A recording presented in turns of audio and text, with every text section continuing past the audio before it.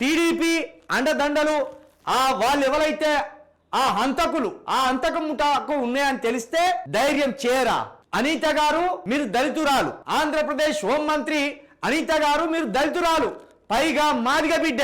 ఒక మాదిగ బిడ్డ ఆంధ్రప్రదేశ్ కు హోంమంత్రిగా ఉండి ఏం లాభం జరుగుతుంది అక్కడ దళితులకు అనేది ఆలోచించాలి. దళితులకు ఒక మాదిగ బిడ్డే హోంమంత్రి అయినా కూడా కనీసం ఫిర్యాదు తీసుకుంటలేరు అక్కడ. అంటే హోంమంత్రిగా ఉన్న అనిత గారు మీరు ఉండి లాభం లేదు, లేక లాభం లేదు.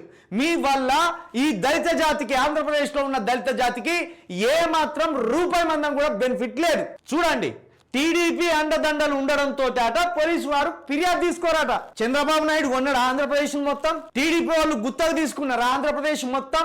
చంద్రబాబు నాయుడు అని పేరున్నంత మాత్రం యశ్వంత్ నాయుడు అనేటోడు దాడి చేస్తే మేము కేసు ఎఫ్ఐఆర్ చేయమని చెప్తున్నారు కదా. అంత సిగ్గుమాలిన తనం ఈ పోలీస్ శాఖకు అవసరమా? పోలీస్ శాఖ అంత నిస్సహాయమైన స్థితిలో ఉన్నదా? అంటే ఆంధ్రప్రదేశ్ లో రౌడీ రాజ్యం నడుస్తున్నదా? మతోన్మాదుల రాజ్యం నడుస్తున్నదా? కులోన్మాదుల రాజ్యం నడుస్తున్నదా?